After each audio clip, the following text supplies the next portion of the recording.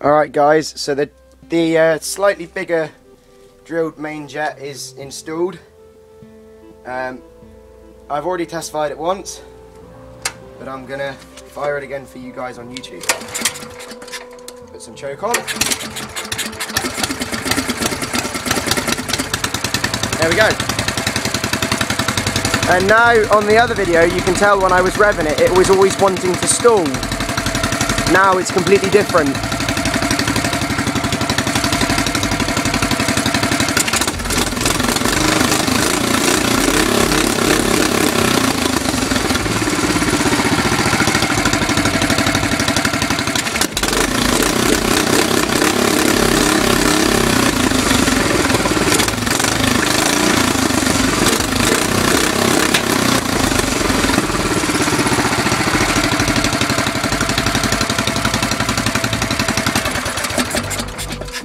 So, I may have to do a couple more test runs, guys, just to judge on the colour of the spark plug. But apart from that, if it may have to go one size bigger. If it does, then it does, but it runs pretty well now. So it depends, yeah, stay tuned. Okay guys, so I've decided not to take the GX390's the main jet any larger because it's running perfectly fine. It was the stock size of the main jet that came on my particular engine. On various engines it varies because of the way it runs in the factory. Mine came with a 1mm main jet, and all I did was took the 1.1mm drill bit, or however big it was. It said 1.1 on the packet, and it was the next size up and it wouldn't go through the hole in the main jet, so I just drilled out the main jet with that, put it back in, and it seems to be pulling perfectly, as you see in the video before this. So I'm probably going to leave it at that. So yeah. Alright guys, so the package that I've been waiting for has finally arrived. So it's quite damaged. It's come a long way from the States. So I'm just going to rip into it. Probably not the way I'm supposed to, but yes, anyway. That's the sprocket. I think, not sure what that is. Oh, I don't know what that is. I think locking collars could be. And my new Manco belt. Is that it? This can't be all of it. Right, anyway, there's the Comet. My Comet belt. Put that to one side. Check out what this is now. It's all lovingly wrapped.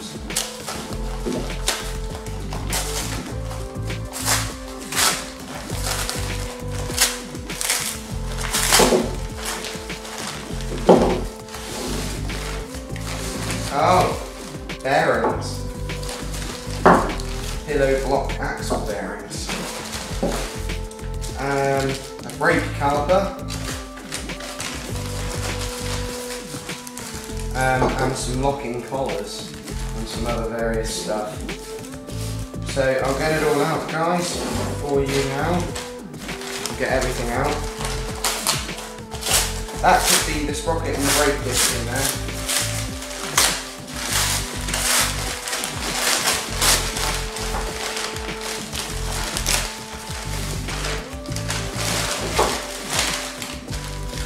Throttle cable, chain breaker.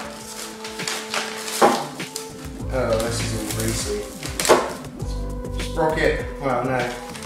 If it needs sprocket hub. Ooh. This is not good. And in there, I won't get it out, is the chain. And 420 chain and some things, and I'll put this on here so I don't get grease everywhere. So that's that stuff. Now in here, I think will be the socket and brake. Yeah, there's my 54 tooth axle sprocket. And my 8-inch brake disc. So slide that to the side, put that on top.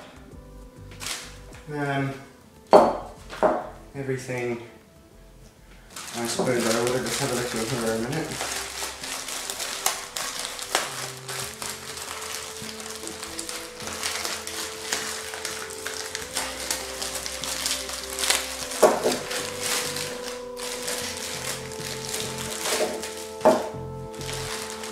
Right, so I've got 4 axle locking collars, which I'll just get out here. Like the last one, this bag is sticky for some reason. That's one. Oh no. And also in there is my 2 cable tie pieces. 4 locking collars, and I'm not sure, I'm probably not going to use this, but they sent it anyway. Is my 4-tooth jack shaft, 10-tooth jack shaft sprocket, but I'll probably use a 9 because then it gives me a 6-to-1 gear ratio. So yeah, well, let's get on with the build then, I guess. Right guys, so we have all the stuff laid out. I polished my torque converter up, looks quite good now. We got my guards that got the stickers all over them. Some of the old parts, there's the sprocket that looks like a circular saw blade. That one will be going in the bin. The old brake drum, I may try and sell that. Pulley for the torque converter, old brake band, which we actually did buy some pads from that are meant to go for on a Triumph bike, and copper riveted them into the brake band, and it did work for a while, but we've decided to go for the disc brake on the new one.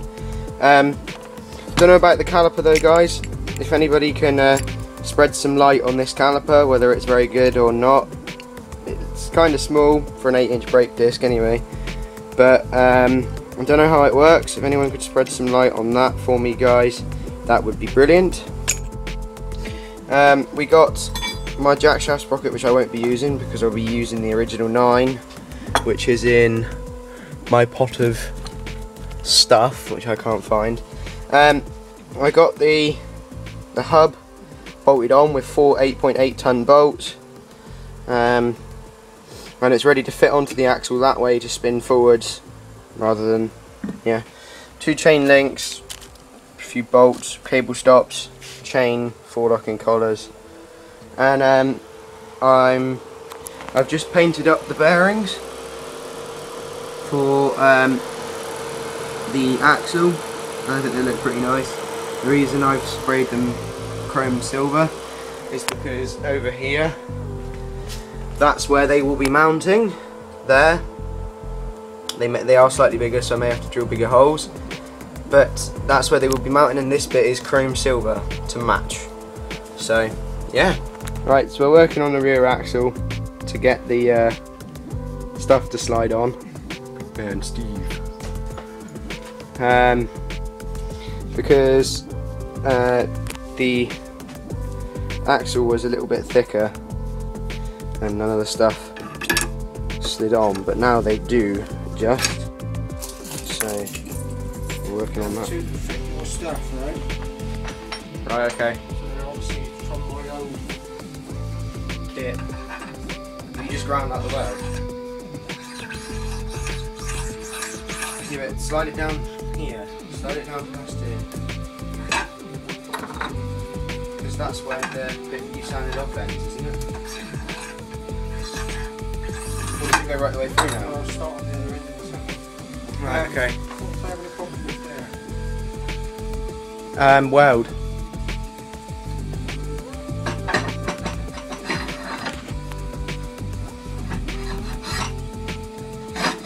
Still doesn't really like going down, does it?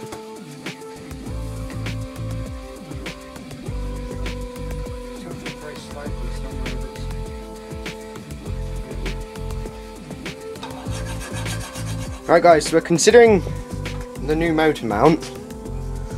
So, I sounded really posh there. But what we've come up with is we've got some 30 by 30 box steel.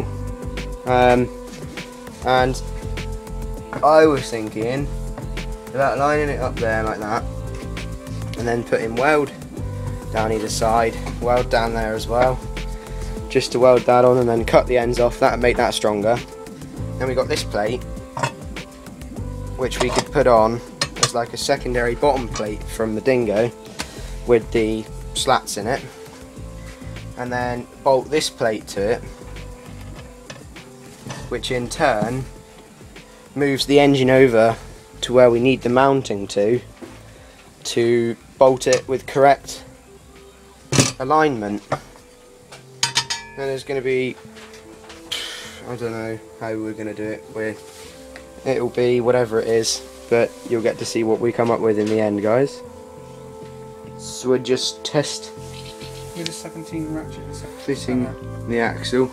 17 ratchet and 17 spanner. 17 ratchet's already in there, and there's a 17 spanner. There you go.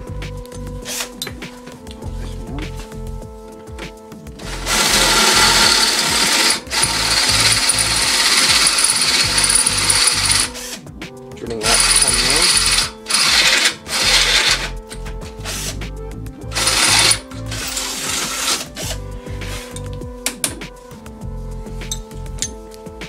Alright, so I'll catch you in a bit, guys. Alright guys, so we have the axle in, and Steve is just trying to find a place to mount the brake caliper. The bearings are on, we've had to mount them in a different way, and if you just move your hand a minute, I'm going to spin the axle, and they spin lovely. So, yeah, stay tuned. Yeah, I've got the car.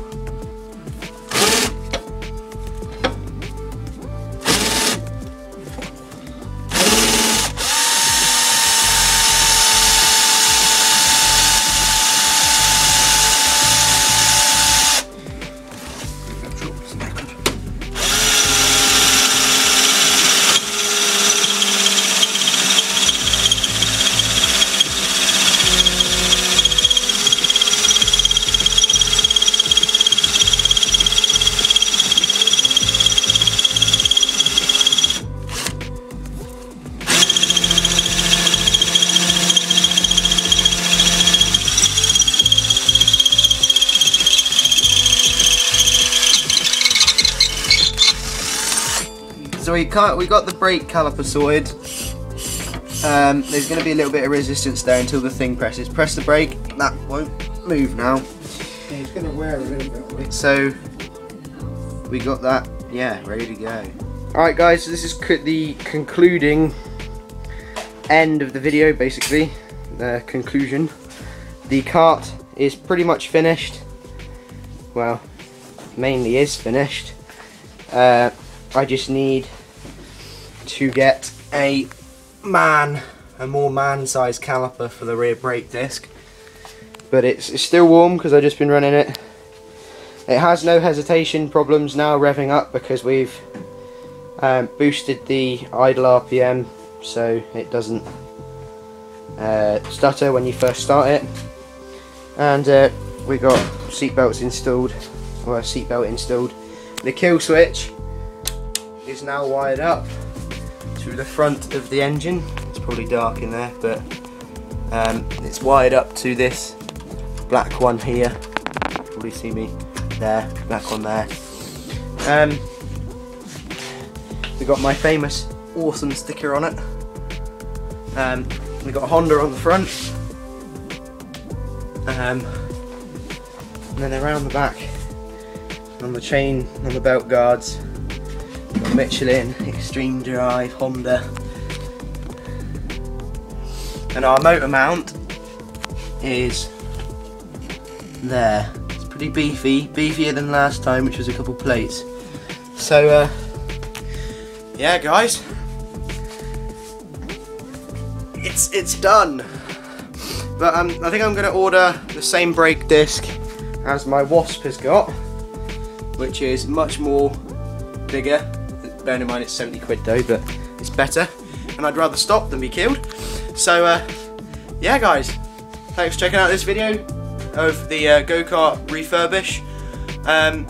Don't forget to leave a like, and as always guys, subscribe and keep your eyes on the channel. Adios.